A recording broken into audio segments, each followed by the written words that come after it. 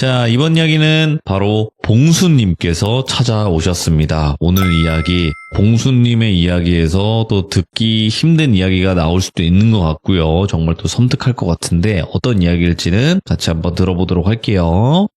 여보세요? 봉수님, 아, 네. 봉수님 반갑습니다. 네, 반갑습니다. 네, 아이고 오늘 또 봉수님께서 어려운 걸음을 해주셨는데 자, 일단은 오늘 해주실 이야기 무당 언니 이야기가 될까요? 네, 무당 언니가 큰 신을 받고 작은 신들도 받은 이야기를 가져왔는데, 오, 너무 떨리네요, 목요일에. 야, 봉수님도 지금 뭐 한두 번 참여하신 건 아닌데 그래도 떨린다고 하시지만 항상 뭐 그대로 해주실 거라고 믿습니다, 저는. 그래도 좀 긴장되지만. 네, 아무튼 조금 긴장하시면 이제 말이 빨라지시는 그런 부분도 있지만 그냥 천천히 해주셔도 돼요. 아시겠죠? 네, 알겠습니다. 네, 자 그러면 도대체 무당 언니님의 이야기가 어떤 건지 바로 한번 들어보도록 하겠습니다. 렛츠가! 기리십니다. 봉수예요.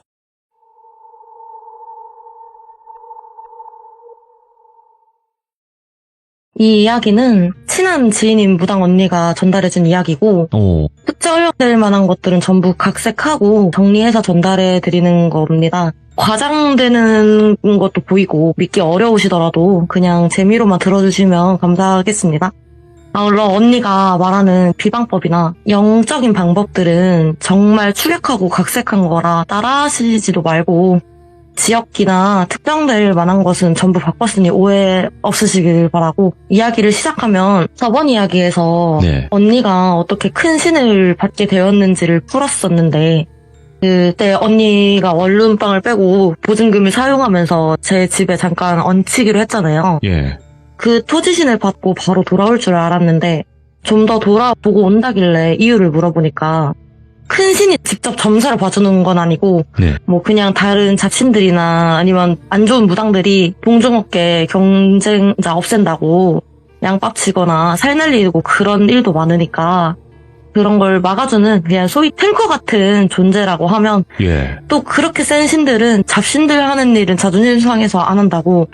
그래서 그 잡일들을 해주는 작은 신들도 필요한데 그런 신이 이미 이제 앞길 알려주는 할매 신이 있었으나 그 할매 신만 있으면 일이 안 돌아간다는 거예요. 뭐 쉽게 말해서 그 할매 신도 힘이 센 신은 아니니까 힘이 빠져버리면 로테이션 돌려야겠지 않냐. 매일매일 일은 해야 되는데 할매 신이 아이고 나 힘들다 하면 그거 땜빵 해줘야 될 신은 더 있어야 되니까 지금이야 큰 신 하나, 작은 신 셋 이렇게 모시고 다니지만 그 당시에는 큰 신 하나, 작은 할매 신 하나라 신을 더 받긴 해야겠다 싶었대요. 그렇게 이왕 나온 거 방학이라 시간도 남으니까 언니는 더 돌아보고 오겠다고 결심하고 더 돌아다녔는데, 사실 그 토지신을 받으면서 언니도 기운이 너무 빠졌고 솔직히 더 알아보러 다니기 너무 힘들고 귀찮았대요. 그런 생각하면 안 되긴 했는데, 그래서 이번엔 무슨 방법으로 찾고 다녔나. 언니 말로는 세상에 귀신이 정말 많대요. 바글바글한데 그게 많다고 해서 사람들한테 의외로 해코지하는 애들이 전부 있진 않는다고. 그 귀신들도 괜히 산 사람이랑 엮여서 좋아할 귀신도 없고, 생각보다 한 맺혀서 날뛰는 귀신은 잘 없고, 나 이제 다 살 거 살았다, 할 일도 없고 여유롭게 있을란다 하는데 괜히 산 사람들이 야 여기 귀신 나온대 하면서 몰려오는 등 그러면 정말 귀찮아 한다고. 그래서 그냥 일반인들은 보려고 해도 잘 안 보일 뿐더러 그냥 튀는 행동만 안 하면 그 존재들도 무시한다더라. 그만큼 길에 채이는 게 귀신이니까 언니가 직접 알아볼 필요 없이 효율적으로 움직이자며 그 길가에 보이는 귀신들을 붙잡아가면서 물어보고 다니다가 어찌저찌 다른 촌 마을에 도착을 해대요. 이번에는 바닷가는 아니고 산골? 그때가 10년 가까이 전이었으니까 지금도 인프라가 열악한데 뭐 수도 이런 건 다 있으나 화장실 가려면 집 밖으로 나와서 가야 하는 집들도 왕왕 있는데 그때는 더 심했겠죠? 와 이런 시골이 아직도 있구나 이렇게 싶었대요. 그런 깡촌이면 보통 뭐 교회나 이런 거라기보다는 선앙당이나 아니면 사당, 장승, 소떼 이런 것처럼 뭔가 기리는 민속신앙에 더 의지를 많이 할 수 있겠다, 잘 왔다 싶었다는데, 그렇게 마을 거치를 다 돌아다녀봤는데 그런 거는 고사하고 길거리 왔다 갔다 하면서 쌓는 돌탑마저도 없더래요. 근데 이렇게까지 아무것도 없을 수 있나. 그 마을 외곽을 돌다 지쳐가지고 산 꼭대기에서 주저앉아서 쉬면서 언니 속으로 이 귀신새들이 감히 날 놀려먹나, 내가 돌아가면서 다 잡아가지고 강제 승천시켜버릴 거다, 이를 막 뿌득뿌득 갈다가 쉬면서 산 아래 풍경을 봤는데 언니는 마을 외곽과 산에만 빙빙 돈 거였고 산 꼭대기에서 그제야 마을 중앙이 보이길래 보니까 거기서 뭔가 풍악 소리도 들리고 단순 사물놀이 소리가 아니라 정말 굿판 소리길래 뭐 하나 이러면서 부랴부랴 내려갔대요. 근데 가보니까 웬 무당이 SUV만한 소 하나 잡아서 굿판을 엄청 크게 벌리고 있고 웬 조만한 여자애도 앉혀놓고 있더래요. 저 여자애가 귀신에 쓰인 건가? 그러면 그게 내 눈에도 보이던지 아니면 내가 받은 신이 말을 해주든지 했을 건데 크게 벌린 굿판 사이즈를 보니 저 무당이 받은 신이 내보다 신이 커가지고 내 영안이 덮인 걸까 싶고 마을이 싹 조용한 게 뭔가 있긴 있구나 하면서 굿판 벌어지는 걸 보고 있는데 그 열린 굿판 내용을 요약하면 어느 날부터 마을에 사람이 알 수 없이 죽어나가고 가축도 병 걸려 다 죽었더라. 근데 그 원흉이 여기 산 근처의 사당에서 살던 산 귀신이었는데 그 산 터를 공사를 한다고 사당을 무너뜨리고 뭐 이후에 사당을 따로 짓든지 했었어야 되는데 무시를 했대요. 그래서 이 사당 그 산귀신이 이 땅 주인 딸한테도 농간질을 한 거라 뒤늦게나마 산귀신의 한을 달래주려고 한 거라더라 하는 굿판이었대요. 근데 언니 말로는 이게 어떤 존재를 달래주는 굿판이라 하면 분위기 자체는 밝아야 된대요. 왜 밝아야 하느냐? 이게 빡쳐서 날뛰던 슬퍼서 날뛰던 그 귀신 보고 아우 친구야 왜 그러니? 응? 우리가 노래도 불러주고 춤도 춰주고 맛있는 밥상도 차려줄 테니까 기분 좀 풀어라 이런 판이라 분위기가 밝아야 되는데 여기는 이상하게 구경하는 사람들 표정도 이상하고 그 분위기도 음산하다 해야 되나? 게다가 부스상 앞에서 어린 여자애가 꽁꽁 묶여있는데 여자애가 기운도 없고 막 뭔가 비실비실해 보이더래요. 그래서 구경하는 마을 사람들한테 살짝 물어봤대요. 무슨 일인지. 처음에는 외지인이라 그런지 수상쩍은 눈빛으로 위아래를 훑어보다가 언니가 아이 그러지 마시라고 저 그냥 민속학과 학생인데 어르신들 인터뷰 해주신다고 연락 가고 그런 건 없고 그냥 책이랑 논문 쓰는데 도와달라 이렇게 뭐 입을 털었더니 어르신들 입장에서는 연구하는 사람이라고 하니까 이미지가 좋아 보였는지 일단 굿판 내용처럼 그렇게 굿이 열린 건 맞고 그 자세한 사정이 뭐냐 아무것도 인프라도 없는 이 작은 마을에서 먹고 살아야 할 것이라도 있어야 하니까 농사를 지으면 뭐 나라에서 지원도 많이 해주고 그런다더라. 그래서 농사를 짓자. 근데 잘 안 되니 농사 좀 잘 되게 해주십사 하고 사당을 지었대요. 근데 그 사당을 어떻게 지었냐 하니까 지금도 그런 일이 왕왕 있지만 왜 시골에서 땅 주인이 근처에 살지 않거나 관리를 안 하는 것 같으면 마을 사람들이 와가지고 그 땅에 막 멋대로 병작해버리거나 하는 뭐 그런 게 있잖아요. 그런 이야기처럼 실제로 그 땅 주인은 따로 있었으나 마을 사람들이 아무리 신 모시는 사당이라도 찝찝하다고 내 땅이 싫다, 주변도 싫다. 그래서 멋대로 남는 땅이라고 사당을 지어버리고 제사도 그렇게 지낸 건데 땅 주인이 개인적인 사정으로 귀촌을 했고 그 사당이야 마을에서 관리하는 것이라고 해도 땅 주인 입장에서는 불법 건축물이잖아요.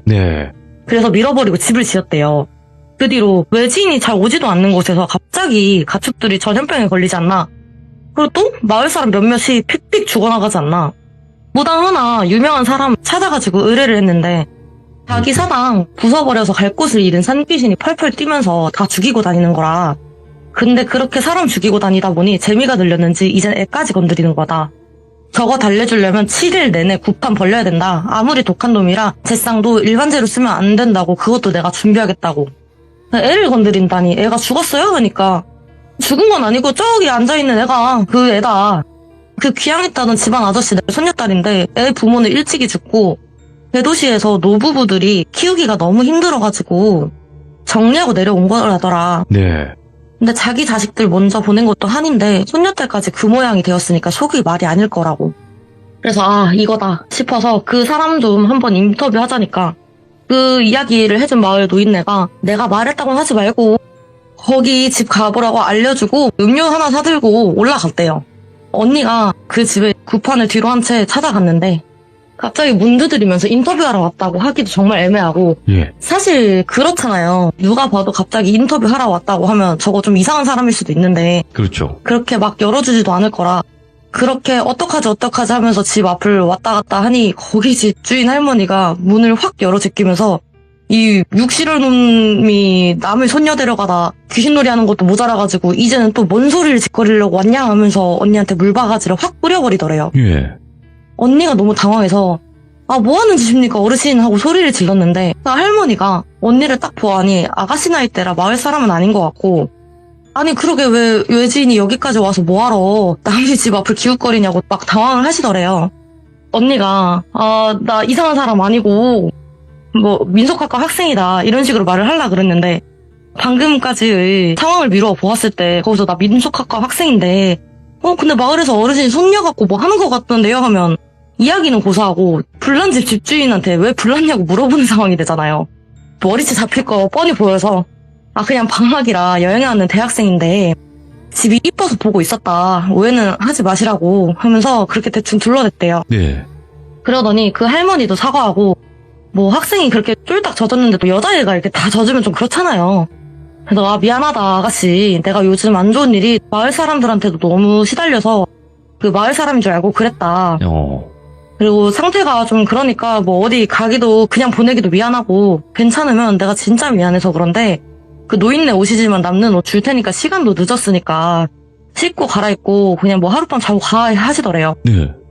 감사하다고 옷값이나 숙박비 정도는 지불하겠다고 hun사를 치시는 거 뿌리치고 돈 쥐어드리고 들어가서 옷 갈아입고 밥상 차려주시길래 같이 밥 먹다가 슬쩍 물어봤대요. 아까 마을에 뭔가 있는 것 같은데 혹시 무슨 일 있냐 이런 식으로. 근데 그 할머니가 얼마나 사무치고 어디 이야기할 데도 없어서 너무 답답했는지 언니를 처음 본 사람인데도 불구하고 가슴을 팍팍 치면서 한숨을 쉬길래 이거다 싶어서 할매요. 우리 할매랑 춘추도 비슷하신 것 같은데 내가 할매 생각나서 그러는데 소주 한잔 합시다. 제가 사올게요. 아니 뭐 그러라 하셔가지고 술 한잔 하기 시작했대요.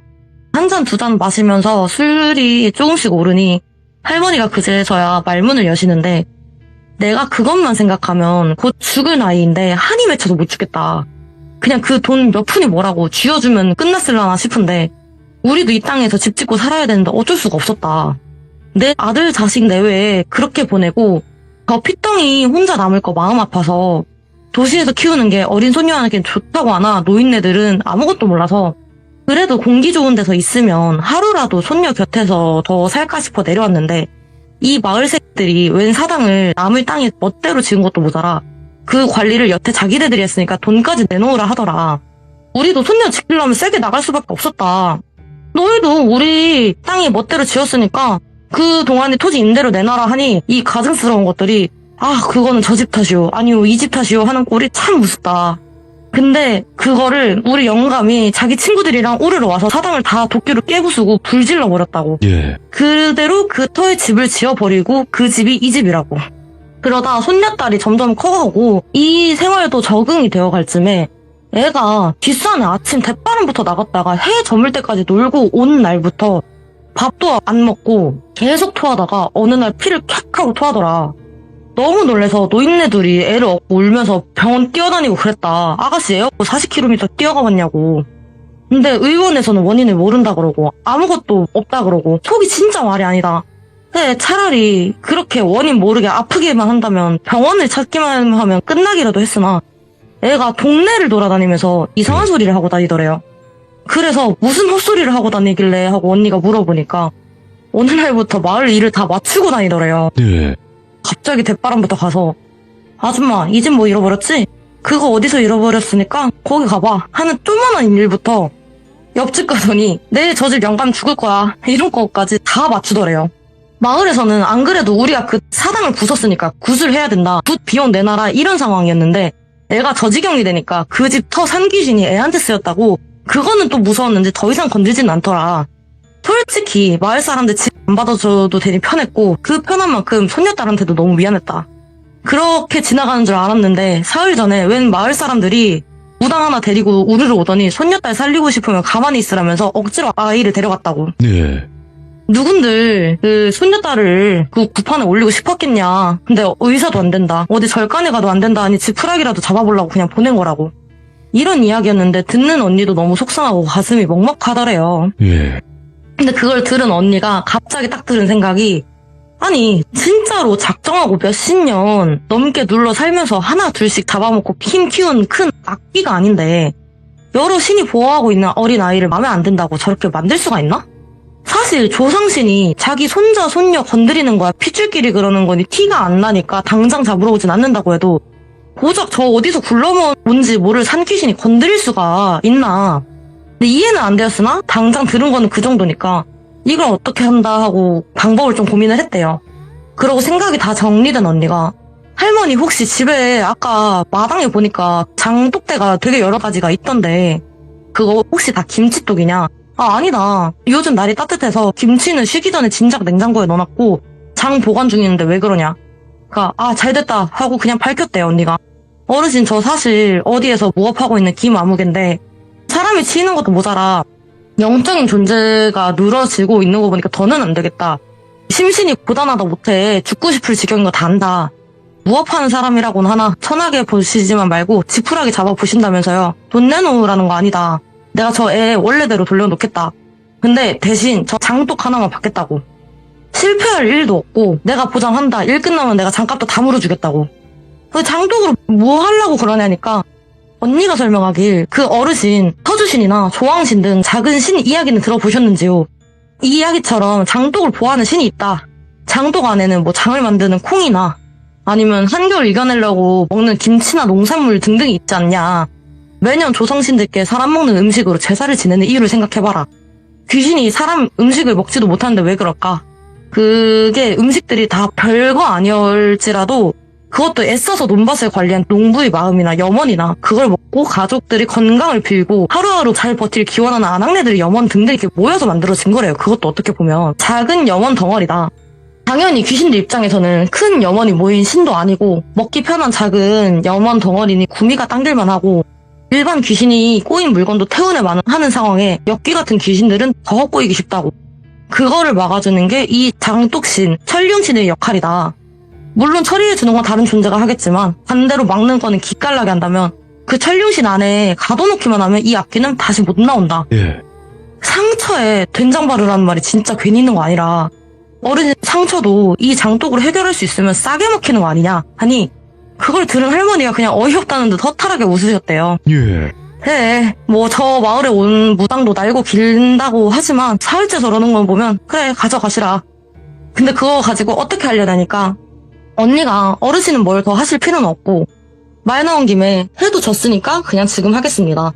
3일 내내 이 마당에서 내가 아는 비방법을 쓸 건데 어르신이 그 기한의 낮 동안은 집 안팎으로 뭘 하든 상관은 없으나 밤에 무슨 말이 들리고 누가 찾아오고 심지어 내가 불러도 절대 대문 밖으로 나오지 마시라고. 그렇게 경고를 한 뒤 언니는 비방법을 하기 시작했대요. 첫 번째 밤에는 악귀를 그 장독 하나를 골라서 가두는 비방법을 썼는데 예. 그 갇힌 악귀가 미친 듯이 막 날뛰면서 날 당장 내보내지 않으면 네 애미부터 죽여버릴 거라고 막 지르고 그래도 불구하고 언니가 대꾸도 안 해주자 악귀가 언니 목소리를 흉내내면서 할매요 이리 나와봐요 큰일 났어요 하면서 고래고래 소리를 지르는데 손녀딸 목숨 걸려있다고 하니 다행히 할머니 내외분도 안에서 꿈쩍도 안 하시더래요. 그렇게 첫날 밤이 잘 지나간 듯 했으나 아침부터 언니 집에서 전화가 오대요. 엄마가 큰 교통사고가 나서 입원했고 의식이 없다고.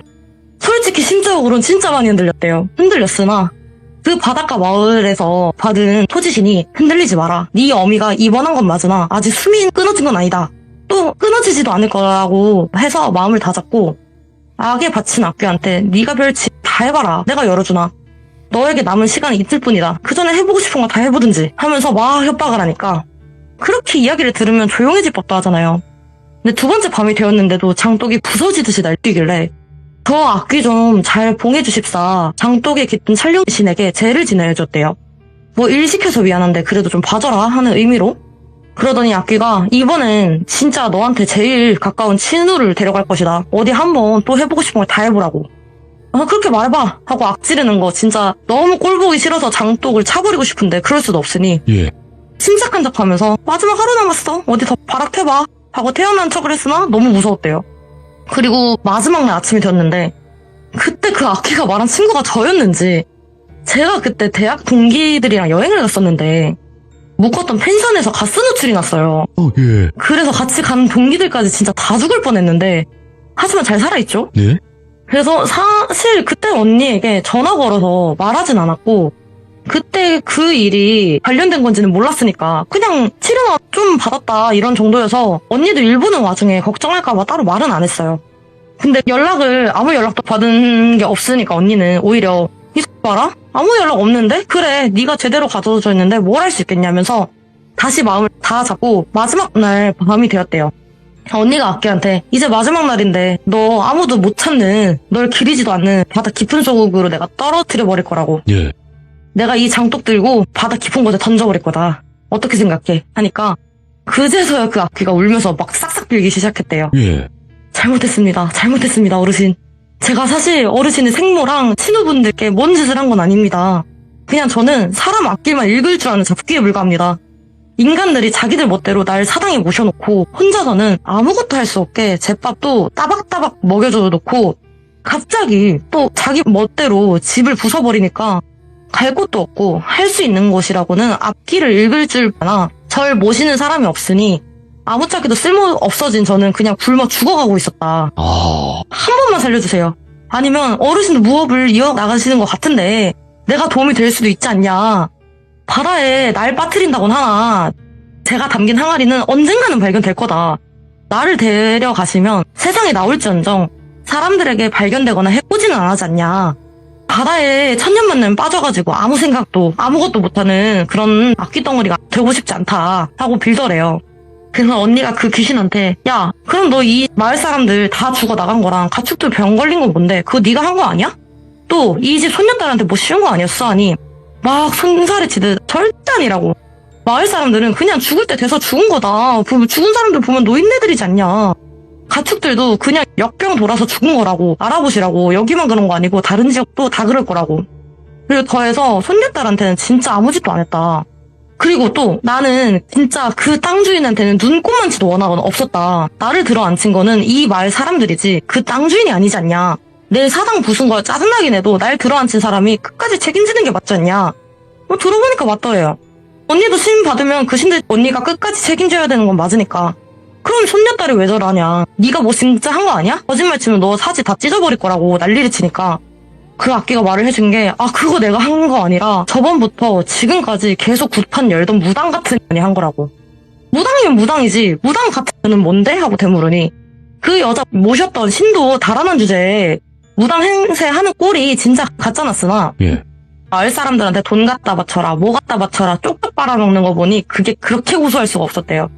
그래서 안 그래도 괘씸했던 마을 사람들 그냥 냅둔 거다. 또 그니 전에 이 집 딸에 아침 대바람부터 깨어내서 데리고 나가더니 아침부터 저녁까지 그 작은 방에 가두어놓고 별짓이란 짓은 다 해대더라. 지금 하는 굿도 나 달래주려고 연 굿 아니다. 나 너무 억울하다고. 받은 게 있으면 이렇게까지 안 했다.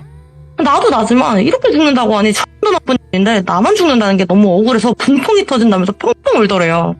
언니가 곰곰이 생각해보니까 그래 뭐 얘가 말하는 싹수나 행동거지가 글러먹었지만 그래도 앞길 볼 줄 안다고 하고 그래 내가 마침 그런 능력이 필요한 거도 맞았고 살려만 주면 따라와준다고 했고 신세진 할머니 댁 손녀도 해결할 방법이 떠올랐대요. 그래서 그 악귀한테 야 너 내가 앞으로 밥도 주고 잘 모셔줄게. 너도 어쨌든 사람 밥 얻어먹고 살았던 놈 아니냐. 마을 사람들이 차려주나 내가 차려주나 똑같은 밥 아니냐. 선택해. 네. 바다에 수장되던지 아니면 여기서 평생 쫄쫄 굶으면서 대접도 못 받던지. 선택지야 여러 개 줬다는데 그게 진짜 여러 개 준 거겠냐고요. 안 따라가면 죽여버린다는데. 그래서 악귀는 언니를 따라가기로 결정을 했고 원래는 마지막 날에 그 악귀를 바다에 수장시켜버리려고 했으나 그 악귀를 정화하고 받아내는 의식을 했고 그렇게 그 악귀의 일은 정리가 되었는데 저 선무당이 남았잖아요. 언니가 받은 악귀 말로는 신이 떠나간 빈무당이라 알고 또 목격한 굿판이 언니가 봤을 때도 악귀의 말로도 신을 달래려는 목적이 아니었던 점. 그리고 마지막으로 아이가 눈도 가리고 귀도 막고 꽁꽁 묶여서 앉아있고 이런 걸 종합해보니 신이 없어진 무당이 신기라도 채우려고 어린애 맑은 기운을 뺏어가려고 한 것 같다.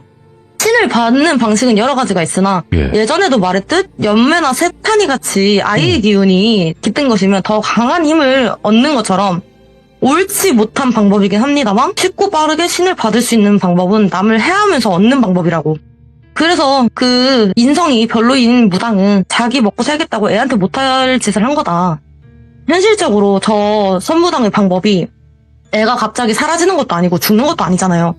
그런데 깡촌에 살았던 애가 헛소리도 하고 정신적으로 뭔가 아픈 것 같다 보이니까 그런 애가 천천히 말라서 죽어버린다 한들 자기는 뭐 연기만 받아간 거지 직접 죽인 게 아니니까 이걸 뭐 현실적으로 처벌을 할 수 있는 방법은 없다 생각했던 것 같대요. 네. 그래서 언니가 이걸 어떻게 했느냐.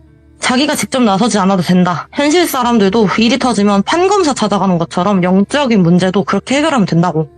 그 선무당이 일주일 내내 구판을 연다 했으니까 아직 연기 다 못 뺀 상황이라 아이를 뭐 어떻게 할 것 같진 않고 그 행동거지 끝나기 전에만 하면 된다 싶어서 그 선무당이 구판이었는데 바로 앞에서 보란듯이 향 피우고 절하면서 제 올리듯 했대요. 예. 그러면서 주문 그런 걸 외운다고 하죠? 뭐 언니가 뭐 대충 말해준 게 보면 뜻을 대충 해석하면 염라는 자고 깨어 살피지 않고 미친 자는 거짓 신령으로 날뛰면서 약자를 해치니 요괴 같은 자를 빨리 속히 베라. 염라야 너 빨리 일어나서 전을 단단히 묶어서 끌고 가라. 법과 같이 속히 시행하라. 이런 뜻의 주문을 외웠대요. 이렇게 주문을 외우면서 그 선무당이 의식은 했는지 구판 소리는 점점 더 커지길래 전이 끝까지 심도 없는 게 몰라서 크게 키우는 건지 아니면 애의 연기를 어느 정도 빼먹어서 괜찮다 생각한 건지 도망가도 모자랄 판에 자기 위치 찍어주고 있는 꼴이 참 갑잔터라한 찰나 그 방방 뛰던 무당이 아이한테 날린 살을 되받았는지 그 딸아이가 겪은 일처럼 픽어품을 킥하고 토하고 쓰러지고 구판은 아수라장이 되었고 악귀가 무당한테 벌 내린 거라면서 구경하던 마을 사람들은 뿔뿔이 흩어지고 도망가고 예. 언니는 그 틈을 타서 쓰러져 있는 아이를 얻고 신세졌던 할머니한테 돌려드리면서 두 번째 신을 받은 일은 저렇게 끝났는데 그 아이는 괜찮은지 그 핏보한 선문당은 결국 어떻게 됐는지 물어봤어요. 결론만 말하면 아이는 일단 괜찮았대요. 그 선무당이 아이 기운을 빼놔야지 자기가 연기 빼먹기 쉬우니 물만 주고 음식도 거의 안 주고 해말합시고 가둬놓고 해가지고 애가 기운이 약해진 건 맞으나 잘 먹이고 푹 쉬게 했더니 이 행위 자체가 뭔지 모를 말땐 어린 애라 그런지 회복 자체는 빨랐다고 했고 네. 선무당은 죽지는 않았대요. 참 사람이 착하게 살아야 된다고 느낀 게 그 구판에 선무당이 제자랍시고 둘러놓은 사람 몇 명 있었는데 아무도 안 도와주고 벌점 받을까봐 다 도망가고 아무도 도와주는 이가 없다고 참해도 이 사람이 진짜 얼마나 어떻게 살았는지 보이더래요. 자기가 119 불러줬대요. 이유는 알아서 치료받거나 했겠지 하길래 아니 언니 그 사람을 왜 도와주냐. 애를 해코지하려고 했고 언니 말담 하나 그렇게 살아온 인생이면 어떤 나쁜 놈인지 가늠도 안 잡힌다고 뭐하러 도와준 거야 하니까 봉수야 속편이 죽으면 뭐하냐. 살아있어야 벌도 끝까지 받지. 그러니까 사람이었던 것도 어떻게든 살려내야 하지 않겠냐. 예. 끝까지 살아있어야 끝까지 벌점 받을 거 받고 그 다음은 자기 후손 건드려서 노한 그 집 조상신들 차례도 남아있지 않겠냐. 인과응보에 시차는 있어도 오차는 없다라는 말이 정말이라 죽어서 지옥 가는 것보다 이 살아있는 지금이 지옥으로 되는 게 더 고통스러운 걸 알고 그렇게 한 거라는 말을 끝으로 이야기가 끝났습니다. 와. 야, 마지막에 그 말이 너무나 또 기억에 남습니다. 근데 무당언님은 진짜 바르게 사셨는데, 보니까? 언니가 네. 자기가 보고 들은 것도 있고 신이 알려주는 것도 있어서 저한테도 그러더라고요. 언젠가 다 돌아온다고 똑같이 돌아온다고 절대로 예.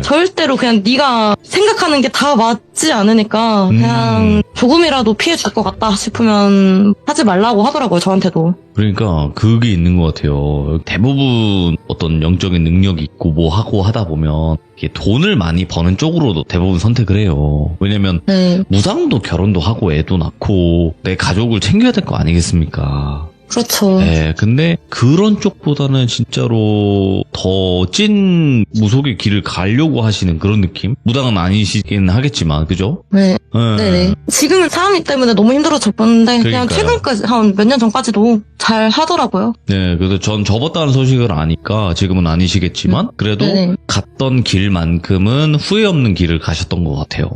네, 맞아요. 네, 그게 대단한 거거든요. 아무튼 오늘 봉수님 이렇게 또 은근히 떨린다고 표현을 하셨지만 진짜 떨렸을 수도 있겠지만 그래도 잘 봉수님의 스타일대로 마무리해 주셔서 감사드립니다. 고맙습니다. 네, 감사합니다. 네. 자, 오늘 봉수님이 해주신 이야기도 정말 많은 생각이 들게끔 하고 기억에 남을 수 있는 이야기라고 생각을 합니다. 여러분들, 우리가 어떤 나쁜 짓을 했을 때 어떻게 벌을 받는지는 아무도 알 수 없어요. 그러니까 항상 죄 짓지 말고 사셔야 할 것 같습니다. 감사합니다.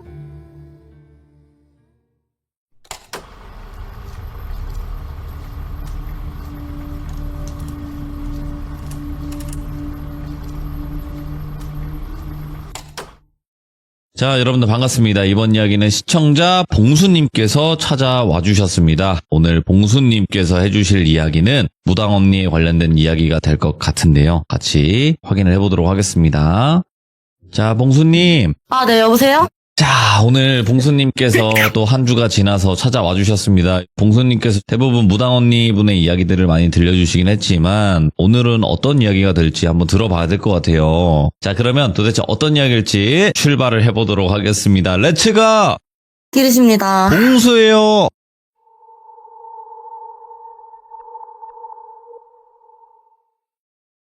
이번 이야기는 언니가 이제 무업을 하면서 네. 여러 인간 군상들을 만나다 보니까 좋은 사람도 만났고 해피엔딩도 있고, 근데 대다수는 사람 자체가 싫어지는 일들이 많아서 이제 결국 무업을 나중에는 접었어요. 내가 너무 힘들 것 같다. 그런 계기가 된 일들 중 하나를 가져왔는데, 같은 무리의 친구였던 사람의 썰인데 그 친구를 일단은 소리라고 할게요.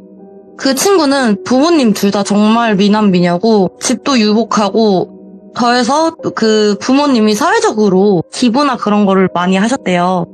운영하시는 회사나 이런 단체도 복지가 좋다, 사회적인 기업이다, 이런 식으로 소문도 났고, 모든 게 좀 완벽하잖아요, 부모가. 네.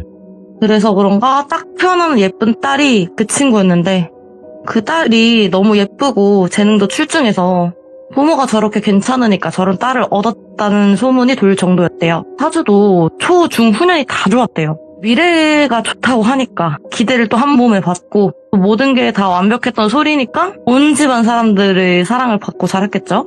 근데 그런 환경과 부모 밑에서 자랐으면 꽃같이 예쁘게 자랐을 것 같잖아요. 콩 심은 데는 콩 나고 한다는 것처럼. 참 저런 부모 밑에서 어떻게 저런 애가 나왔나 싶은데, 고상한 부모님들 덕에 애가 천박해진다든지 대놓고 막장가도를 달리지는 않았으나, 뭐랄까 본인이 직접 갖추지 않은 것, 경험하지 않은 것, 뭐 사주나 아니면 부모가 그랬다 이런 것까지 칭찬을 받으니까 그런 이미지를 지키기 위해서 애쓰려는지 말하는 투가 좀 그랬던 건지. 예를 들어서 무당 언니가 학과 애들이랑 사이가 안 좋았었다고 잠깐 이야기를 했었잖아요. 근데 그걸 애들 다 보는 앞에서 소리가 그 언니 보고, 언니 그렇게 말하니까 사람들이 더 싫어하는 것 같은데 저도 언니가 말하는 거 들으면 좀 듣기가 싫어요. 고쳐요. 언니 고치면 학교 생활이 더 행복할 것 같은데, 이런다든지. 학식 먹다가 마주친 과 애가 젓가락질을 좀 잘 못하는 상황인데 그걸 대놓고 너 그렇게 젓가락질하면 꼴 보기 싫어, 사람들이 싫어해, 고쳐, 이런다든지. 맞는 말을 처맞는 말처럼 하니까 같이 다녔던 무리에서도 쟤 좀 내보내자 이런 말이 나돌았고, 아이고, 예. 저는 과거 학창시절 좀 힘들었던 기억이 있었기 때문에 아야 그래도 소리가 나쁜 마음으로 그런 건 아닐 거야 하고 말을 했는데, 애들이 야 봉수야 쟤가 네 욕 제일 많이 하고 다닌다고 그럼 뭣도 없는 막 착한 척 나댄다고 이러더라고요. 그래서 아무튼 간에 여기까지는 그냥 친구들 사이의 해프닝으로 끝날 수가 있잖아요. 근데 일이 하나 제대로 터진 거예요. 아까도 말했듯 소리가 인성은 저래도 얼굴은 이뻤다고. 사실 그래요. 말투도 가깝거나 직접적으로 접촉한 게 아니라면 그 소리 그 친구도 뭐 대놓고 그러고 다닌 건 아니었으니까. 또 고등학교랑은 다르게 대학에서의 인간관계는 밀접하지 않으면 성격까지 잘 모르잖아요. 소리가 일이 터진 당사자 친구는 과에서 조용하고 말도 없고, 그러니까 얘가 모든 게 다 평범하긴 한데 그래도 성실하고 묵묵하고 해서 이미지는 애는 괜찮더라 이런 친구인데, 이런 말이 있어요. 사람 마음이 힘이 묵혔다가 한 번 나기 시작하면 정말 강렬하다고. 단 그 마음의 힘을 낼 수 있는 기회는 삶에서 몇 번 없다. 그래서 그만큼 마음의 힘은 세다고 하는데, 그 조용한 친구도 인생에서 몇 안 되는 전력 질주의 순간이었던 건지, 네. 그 소리한테 모두가 다 보는 앞에서 공개의 고백을 한 거예요. 직접 쓴 편지랑 꽃다발을 주면서. 예. 소리와 사이가 안 좋은 저도 그 장면을 보는 내내 와 할 정도로 말이 안 나왔는데, 그 당사자인 소리는 어땠겠냐고요. 근데 다시 한번 말씀드리지만 정말 소리도 성깔이 장난 아니구나 느낀 게, 니까짓 게 감히 나한테? 라는 식으로 막 빽빽 난리를 치고 편지도 대놓고 찢어버리고 꽃다발도 막 밟아버리고 씩씩거리는 거예요. 그런 소리의 행동으로 인해서 처음 주변의 분위기가 와 소리 불쌍하다 어쩌냐 이러다가 아무리 싫어도 저렇게까지 한다고? 이렇게 바뀔 정도로 그랬는데, 근데 미성년자도 아니고 애들이 그 사건으로 소리나 고백을 따돌리고 그러지는 않았고, 그렇다고 해서 난리친 소리를 더 안 좋게 보나? 그것도 아니었어요. 그러니까 소리가 너무한 건 맞다만 그럴 수는 있다라는 분위기로 흘러갔고, 근데 이게 참 그런 게 저 둘의 상황이 바뀌었어도 똑같은 분위기가 났을까 싶긴 하더라고요. 이후로 소리에게 별 일은 더 나진 않았고, 사실 저도 대놓고 손절하는 걸 좋아하진 않아요. 사람 일이 어떻게 될지 모르니까. 그렇게 조용히 지나갔던 것 같은데, 그 사람 마음이 참 간사한 게 안 좋은 말을 들어도 그 사이사이 듣기 좋은 말이 있으면 사람이 안 무너진대요. 이게 희망을 주는 말은 맞는데 반대로 짚는다면 지 좋은 소리만 듣고 살게 되는 거래요. 근데 그 일이 있고 나서 소리에 대한 동정 여론도 있으니까 소리의 안 좋은 행동 습관은 더 심해지긴 했었는데, 뭐 제가 걔 부모는 아니잖아요. 고쳐가지고 제가 데리고 살 것도 아니고 그냥 냅뒀어요. 제가 뭐라고 훈수 두나 싶기도 하고. 그렇게 소리랑은 조용히 멀어지면서 졸업하고 잘 살았는데, 제가 졸업하고도 그 지역을 안 떠나면서 무당 언니랑 같이 살았던 적도 있고 일도 몇 번 도와주고 그랬었다 했잖아요. 이 일이 참 재밌다고 보는 게 온갖 인간 군상들이나 감정들을 직접 마주하게 되면서 교훈도 많이 얻고 그러는데, 그 사랑하는 사람들의 신년 행복을 기원하는 동기들도 많이 오고 처음 보는 손님들도 많이 오는가 하면 앞날이 궁금하거나 답답해서 위로받으러 온 사람들도 있는가 하고, 예전에 이쁜이 사례처럼 해결해달라고 온 사람들도 많았긴 했어요. 근데 종교나 신은 인간의 진통제다 이런 말이 있는 것처럼 사실 복을 기원하는 사람들이 1 정도라면 9는 뭐 힘들다, 답답하다 이렇게 찾아오는 사람들이 많았는데, 이게 참 오늘 하고 싶은 말이 좀 많이 나오는데, 이게 진통제는 병을 직접 치료해주는 수단이 아니라 병을 치료하기 위해서 조금이라도 힘을 내려고 고통을 잠깐 줄여주는 거잖아요. 예. 이 말처럼 상황 해결은 직접 해야지 무당이나 종교가 뭘 해줄 수 있는 건 아니라는 걸 말하고 싶은데, 릴라의 일도 해결됐고 이쁜이 일도 해결됐고 그러다 보니 동기들 사이에서도 소문이 쫙 났는지 어느 날 소리가 찾아온 거예요. 근데 뭔가 예전에 그 예쁘고 그런 활력 있는 모습은 아무 데도 없고 바싹 마르고 뭔가 어딘가 불안해 보이는 모습이었어요. 근데 무슨 문제인지 왜 찾아온 건지 일단 사연은 들어봐야 되잖아요. 근데 이게 보통 신당이든 고민상담소든 아니면 뭐 경찰을 찾아가더라도 내가 무슨 일을 당했는지 뭐라 얘기를 하고 진술을 해야 되는 것처럼 뭔가 실제 확실히 느꼈다든지 그런 있는 걸 이야기를 해야 되잖아요. 근데 오자마자 막 울면서 내가 너무 요즘 힘들고 불안하다. 내가 뭐 어디 막 크게 다치고 그런 거는 아닌데 그 예비신랑이랑도 파혼하고 뭔가 들어간 직장도 거의 한 달도 안 돼서 2주도 안 돼서 금방금방 퇴직하고 사주 보고 그러면 항상 좋다는데 뭔가 이상하다고. 내가 뭐 범죄 저지른 것도 아닌데 이런 정도면 누가 분명히 나한테 저주를 친 거든지 아니면 귀신 붙은 거라. 이 언니가 그걸 듣고 막 웃으면서 아니 그런 게 어딨냐. 원인 없는 결과 없다. 그리고 파혼을 했으면 당사자한테 물어보고 직장에서 해고를 당했으면 그 직장한테 물어봐야지. 왜 여기 와서 뭐라 하냐. 돌아가라. 할 말 없다. 근데 사실 그걸 보면 제 소리 진짜 뻔뻔하다 이런 생각이 들만도 한데 당장은 별 생각은 없었고, 일단 판단은 무당 언니가 하는 거고 저는 그냥 고용된 보조 알바일 뿐이잖아요. 언니도 저 말 이후로 별말 없이 그냥 소리를 계속 뚫어져라 쳐다보기만 하고, 언니 심정이 좀 걱정은 되더라고요. 그렇게 언니 꼽주고 다니고 막상 와서 도와달리는 꼴이 참 그렇잖아요. 근데 소리는 계속 묻지도 않은 자기 사연 줄줄이 읊고, 갑자기 싸운 것도 아니고 서로 불만이 있었던 것도 아닌데 남자친구랑 파혼까지 하고, 뭐 직장도 내가 차라리 그래 뭐 막말하고 다닌 건 맞는데 뭐 고작 1, 2주 가지고 그 막말했다고 그렇게 사람을 자르고 그런 걸 못 느끼잖아요. 사실은 대화를 해봤자 얼마나 한다고. 그런 것도 이상하고 하여튼 뭔가가 있는 것 같다. 그리고 내가 난 솔직히 그 이후로 좀 착하게 살았다. 내가 뭐 누구를 도와줬고 몇 명을 도와줬고 뭐 돈도 얼마나 썼고 뭘 했는지, 근데 내가 뭘 그렇게 잘못했다고 인생이 이렇게 꼬이는지 모르겠다고. 근데 마지막에 또 그렇게 뭘 잘못했냐는 말에 언니가 입을 열더라고요. 소리야, 내가 너한테 지금 딱 5분 정도 이야기를 할 건데 네가 단 한마디라도 반박하거나 말대답 안 할 거면 도와주고, 그게 아니라면 도와줄 방법 없어. 오. 하니까 소리가 저 남 이야기는 진짜 잘 듣는다. 사춘기 때 부모한테 말대답 한 적도 없다. 하여튼 그랬는데 언니가 소리야 너 진짜 잘못한 게 없다고 생각해? 너 나한테는 그렇다 쳐도 학창시절에 하자마자 소리가 아니 언니 그건 제가 틀린 말 한 것도 아니고 뭐라 한 것도 아니고 그냥 그렇게 생각했다고 말만 한 거잖아요. 말만 하고 소리가 말을 또 끊어먹고 따다다다다 쏘더라고요. 저거 진짜 아유 진짜 제 정신 못 차렸다 이랬는데 사람이 남 허물은 잘 보이고 자기 허물은 안 보인다고 아무리 그래도 저건 진짜 말 대답하지 말라고 하자마자 3초도 안 지났어. 저렇게 쏴대는 건 기억력 문제다 이런 식으로 생각을 했는데 언니는 아 그래 네 말이 다 맞아 그치 억울하지? 소리야 나는 더 이상 할 말은 없고 진짜 그러면 너 사주 알려준 스님한테 가서 시주라도 한번 해서 기도라도 하고 오라 하고 일어나려는 언니를 그제야 소리가 막으면서 제발 도와달라고 내가 진짜 말 대답 안 하겠다고. 아 나도 억울한 마음에 그랬다.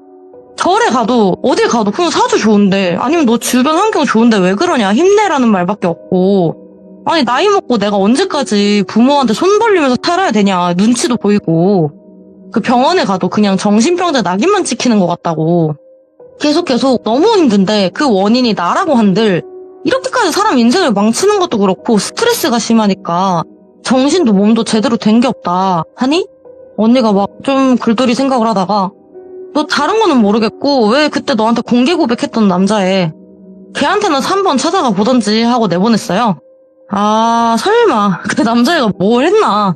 아 진짜 양밥이나 져주라는 게 진짜 흔한 일이었구나. 그 공개 고백한 애가 어떻게 뭘 했나 보다 좀 무섭네.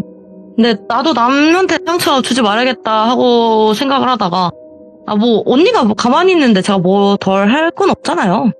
그 언니가 고백이한테 찾아가 보라고 한 게 아마 걔한테 그렇게 행동한 거 미안하다 사과하고 둘이서 해결 보는 게 제일 빠르니까 그렇게 말한 거 아닐까 했는데 잠깐만 근데 저런 상황이면 고백이가 소리한테 해코지를 할 수도 있는 거잖아요. 안 그래도 대놓고 소리한테 욕먹고 이후로 학교를 안 나온다는 게 자퇴했다더라 아니면 도피성 군대를 갔다더라 이런 말이 나왔는데 고등학교를 일이 있어서 자퇴를 해도 인생의 큰 틀이 바뀌는데 대학은 더 할 거 아니겠냐고요. 그 원한이 그렇잖아요. 그리고 이제 아무리 자기가 원인 제공을 했다고 해도 사람 마음이라는 게 아 그래도 너무했어 이런 억하심장이 들 수도 있고 네. 소리가 그 남자한테 잘못된 행동을 한 거는 맞는데 남자애가 욱해가지고 뭔 짓을 어떻게 할지는 모르는 상황에서 큰일이라도 난다면 이거는 소리도 소리지만 어쨌든 그걸 알려준 언니한테도 문제가 가지 않을까 이런 생각을 했었는데 또 소리 성격에 언니 말을 꼬아서 듣고 고백이가 자기를 어떻게 하려고 언니를 찾아와서 네. 뭘 했다든지 그런 오해를 하고 갈 수도 있잖아요. 나 아니나 다를까 한 일주일 됐나? 정확한 기간은 잘 모르겠는데 언니가 점사 보고 있는데 문을 억지로 와장창 하고 따고 들어와서 언니한테 막 소리 지르면서 삿대질이랑 삿대질 다 하고 욕은 다 하고 막 무슨 공책 하나를 언니 얼굴에 집어 던진 거예요. 그래서 이 사기꾼이 누구 연맥이려고 너 일부러 나 모델하고 거기 찾아가라 했던 거지. 내가 가서 뭔 소리 듣고 왔는지 아냐고 하면서 막 난리를 친 거예요. 예. 일단 그 점사 보던 손님은 죄송하다고 환불해드리겠다고 내보내고 이 상황을 해결해야 되니까 그래서 던진 공책을 보니까 이게 고백이 일기장이었던 거예요. 대충 읽어보니까 고백이가 그러니까 자퇴를 한 건 맞았어요. 자퇴를 한 건 바로 한 건 아니고 고백이가 참 마음이 여리고 순박했나 봐요. 네. 그 소리와 일이 있었던 이유로 다 내 탓이라고. 그랬으면 안 됐었던 건데 조금 더 고민을 해봤어야 됐는데 나 같아도 싫었을 거다. 이게 소리에게 공개 고백을 하기까지 한 정황이 뭐 고백하는 법을 검색했다든지 아니면 주변에 물어봤다가 그냥 질러라 이런 식으로 남들이 좀 놀리려고 부추긴 거예요. 참 지들 일 아니라고. 아이고. 아무튼 그렇게 혼자 자책하고 더 이상 소리에게 다가가진 않았는데 소리도 거기서 끝냈으면 참 좋았는데 이게 마주칠 때마다 같이 몰려다니던 친구들과 조리돌림하고 그러다 보니 분위기도 그렇게 조성이 되면서 고백이를 점점 따돌리는 애들이 많아진 거래요. 그리고 예전에도 말씀드렸지만 저희 과 특성이 2인 1조로 실기평가나 실기 과제가 많아서 학교 생활 조지면 어렵다 했잖아요. 그렇게 학교 생활이 망가진 고백이는 견디지 못하고 자퇴를 했는데 과가 학비도 비싼 편인데 고백이는 그렇게 잘 사는 집도 아니었고 자퇴를 하고 난 이후로 부모 입장에서 진짜 갑갑하다 말 좀 해봐라 해도 입을 절대 열지 않고 그렇게 음식도 거부하고 고백이가 정말 말라서 막 죽어버렸다더라 이런 내용이에요. 요약을 하면 언니가 그러면 네가 이걸 보고 소리야 네가 도대체 나한테 왜 화내는 거야? 하니까 고백이네 부모가 널 패기라도 했냐? 네. 그럼 날 찾아오지 말고 고소를 해. 왜 여기서 쓸데없는 난리는 답이냐? 소리가 헉 하면서 남 일이라고 말 그딴 식으로 하지 마세요 언니. 안 그래도 부모가 앞지르고 별 난리는 다치길래 귀찮은 건 나도 빨리 해치우려고 했다. 근데 지들이 한 건 생각 안 하고 나보고 진짜 미안해서 찾아온 거면 걔 안치된 곳이나 찾아가서 거기에다 대고 빌라고. 부모된 심정으로 널 찢어버려도 마땅치는 않는데 그래도 우리 아들이 너에 대해 이런 방구도 안 하고 간 걸 보면 자식 마음 헤아려주는 마지막 사람은 부모라서 그냥 냅두겠다고. 근데 그걸 듣고 진짜 소리가 아이고 안해 고속거리도 안 되니까 냅둔 거 뻔히 한다고. 뭐 그래 원하는 거 해주면 다 끝인 거지? 하고 안치된 곳으로 가려다가 예. 그 말을 듣자마자 그 고백이네 엄마가 진짜 와 너 어떻게 그런 말을 해 이러면서 소리를 지르면서 소리한테 공책을 던진 거래요. 근데 웃긴 게 소리는 그걸 읽어보지도 않았고 언니한테 가져와서 그냥 던져버렸는데 언니가 일기장 그냥 쭉 읽다가 소리야 너 읽어봤어? 내가 그걸 왜 읽어요? 미쳤어요? 그 물건이 내 몸에 닿은 것도 지금 소름 끼친다. 그래서 언니가 보다가 아 소리야 너 확실히 귀신 붙은 거 맞아. 귀신 붙은 거 맞고 고백이가 문제야. 고백이가 너를 억하심정을 가지고 너를 어떻게 하려고 뒤에서 붙어있어. 그래 넌 솔직히 할 말 한 거고 나쁘게 한 것도 아니고 막말을 했다고 쳐도 네가 그렇게 잘못한 건 아니잖아. 그치? 그래서 아 이거 고백이가 나빴네. 많이 힘들었지 소리야 하니까 얘가 맞아요 하면서 또 막 언니가 소리야 방법이 있는데 그 일단 고백이 안치실이 어디야? 그러니까 거기 어디 동네고 이렇게 하다가 근데 안치실은 말고 그 저희 그 지역이라 해야 되나? 지역에서 좀 떨어져 한 30km? 예. 20km 그렇게 떨어진 곳에 저수지 같은 게 있대요. 근데 거기가 참 터가 이렇게 하고 너 사주랑도 잘 맞다. 네 사주에 뭐 불이랑 땅이 맞는데 물이 없다. 그걸 좀 보완을 해줘야 된다. 그래서 거기 가서 기도를 하는데 그래도 너무 늦은 시간은 가지 말고 해지기 전에 가서 그냥 기도는 하고 와라. 이런 식으로 얘기를 했대요. 그래서 뭐 혼자 가야 되냐? 아니 뭐 혼자 안 가도 돼.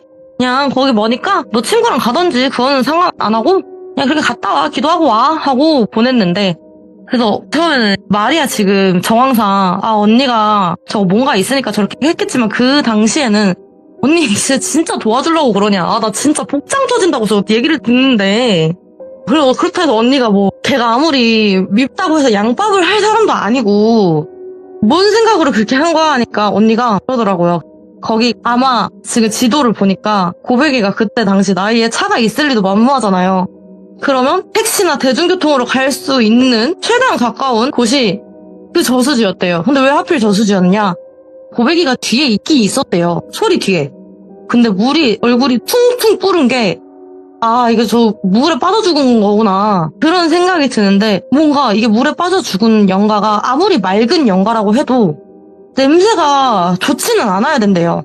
근데 되게 향기롭고 꽃향기도 나고 그래서 뭐지? 이거는 장소가 뭔가 관련이 있나 해서 그 지도로 일단 추정되는 곳에 다 찾다가 이거 로드뷰 보이잖아요. 그 저수지가 하나 있긴 있던데 산속에 있고 그 보니까 저수지 옆으로 삥 복숭아 꽃이 이렇게 삥 둘러져 있더래요. 뭐야? 예. 거기가 관광지로는 되게 유명하나 폐질력 때 되면 저수지가 위험하니까 폐쇄하고 그런 데라는데 그 고백이한테 났던 향기로운 냄새가 아마 이 복숭아꽃 냄새 같고 네. 근데 웃긴 게 언니가 그러더라고요.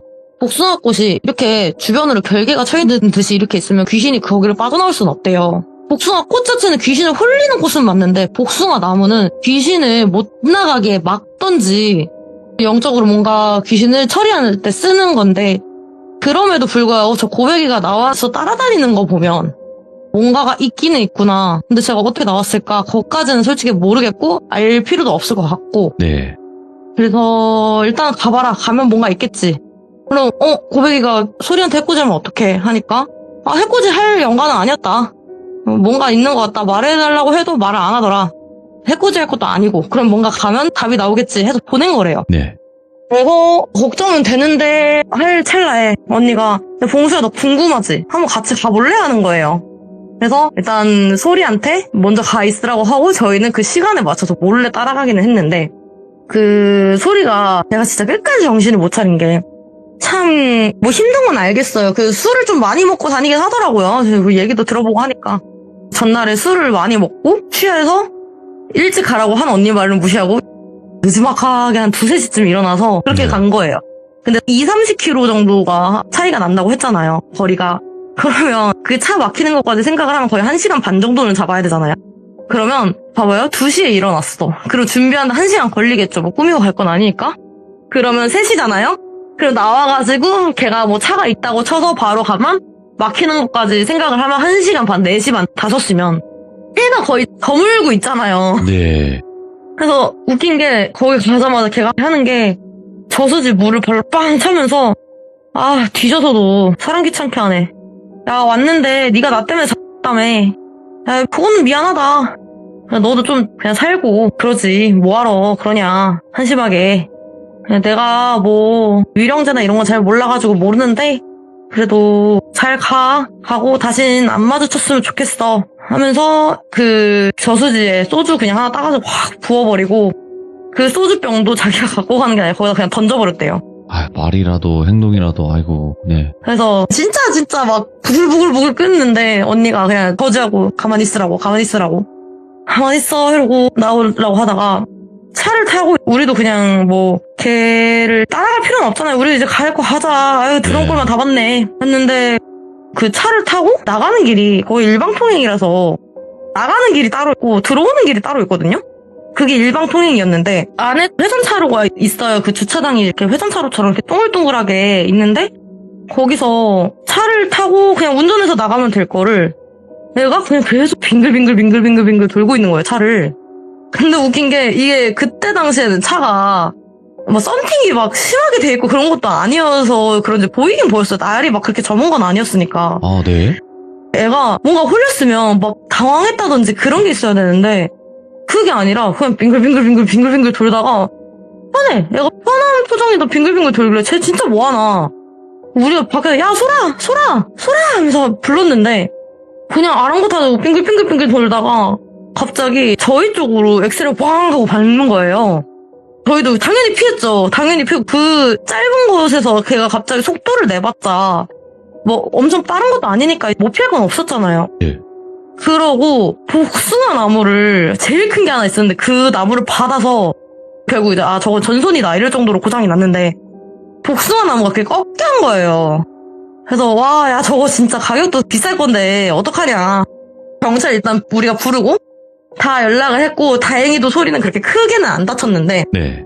이후로 저희들 이렇게 돌아가고 조용히 잘 살 찰나에 소리한테 한 번 더 연락이 왔어요. 네. 찾아온 건 아니었고 전화로 내가 진짜 지금 찾아갈 수가 없다고. 나 이번에 사고 난 이후로 계속 뭔가 짜잘짜잘하게 다치고 계단에서도 구르고 뭐 그렇게 해가지고 다리도 다쳐가지고 입원도 했다. 아이고, 예. 그래서 못 온다.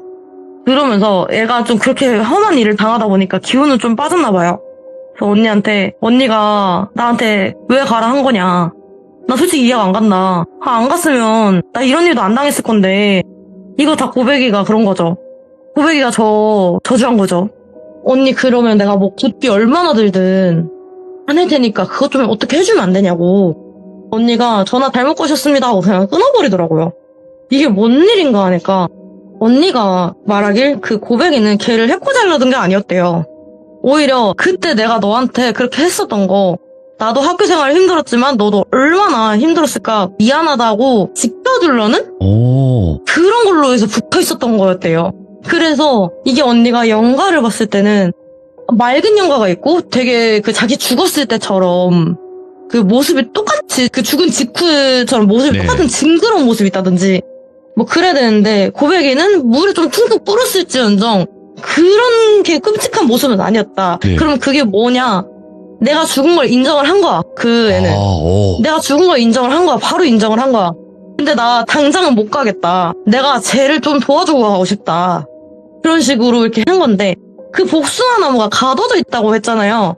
근데 그게 모든 귀신을 다 가두는 게 아니라 나 죽은 거 인정하고 그렇게 맑은 영가가 된다면 그 복숭아 나무가 몇 그루가 있든지 간에 어쨌든 그 사람도 사람이었잖아요, 한테는.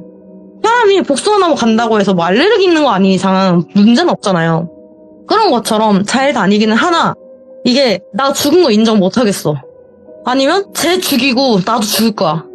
나 뭐 환생 나 다 필요 없어.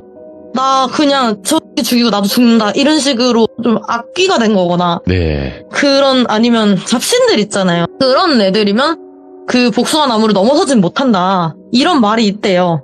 그래서 일단 언니도 그냥 제가 진짜 정신 차릴 거면 소리가 정신 차릴 거면 고백이한테 가서 미안하다는 말 정도는 하겠지.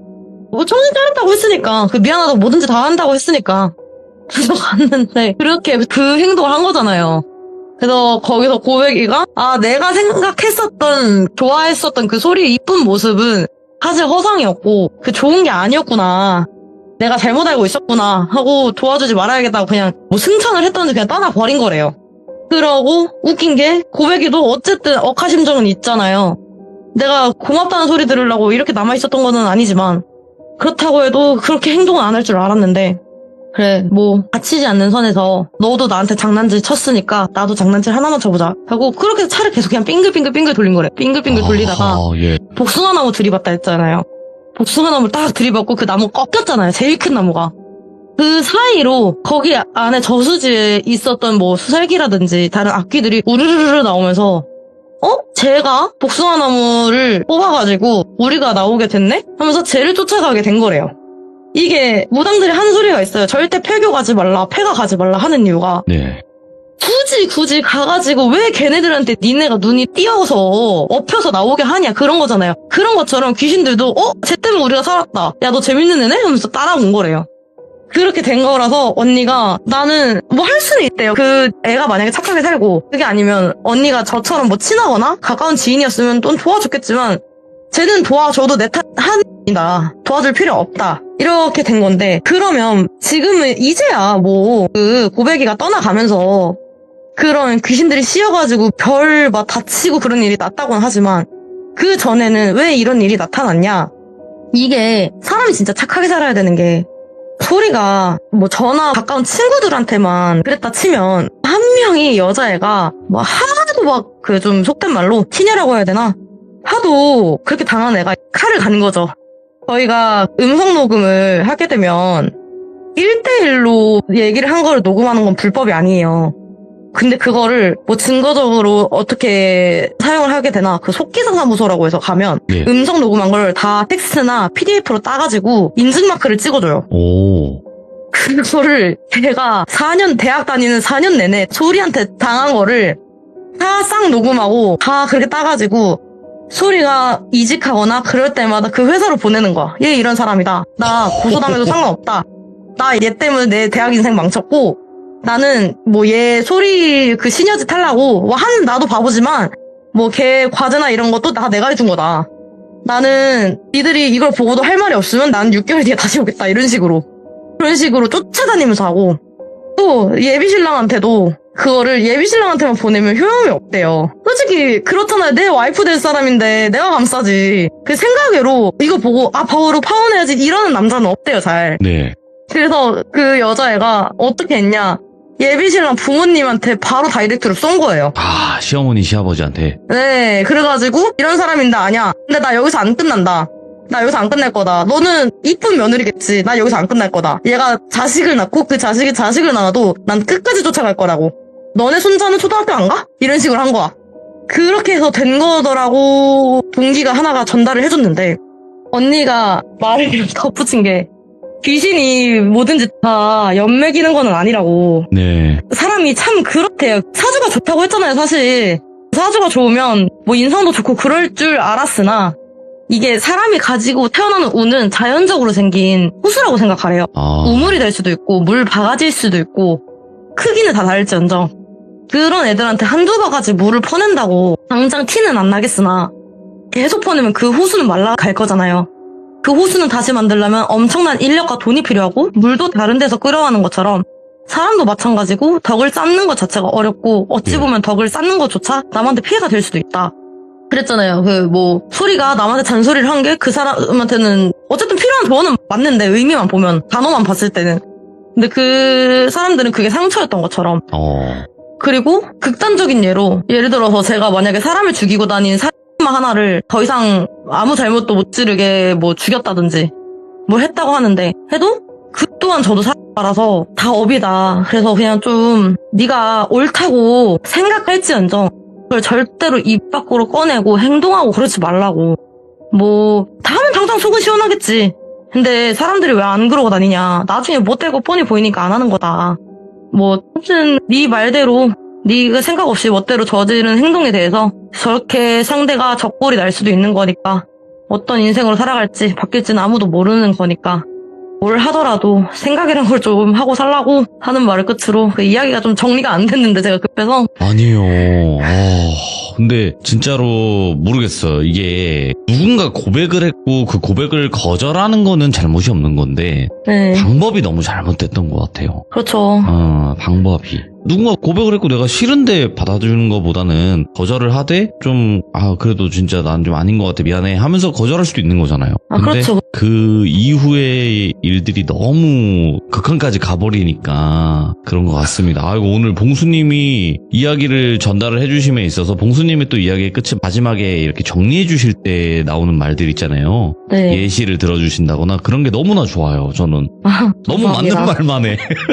너무 맞는 말이고 거기서 뭐 반박할 그럴 생각도 안 들 만큼 이야기를 너무나 잘 해주셔서 우리 또 봉수님을 기다리시는 분들도 많이 계신 게 아닌가 생각이 들고요. 오늘 이야기도 너무 잘 전달해 주셨습니다. 정말 감사드리고 항상 건강 챙기시기 바라겠습니다. 네, 감사합니다. 고맙습니다. 모르겠어요. 착하게 살아야 될 것 같아요. 진짜로. 이게 내가 한 말이나 행동 같은 것들이 당장은 아니겠지만 나중에 어떻게 돌아올지는 아무도 모르는 거지 않습니까? 여러분들도 항시 어떤 말이든 댓글이든 좋은 말만 써주시길 바라겠습니다. 감사합니다.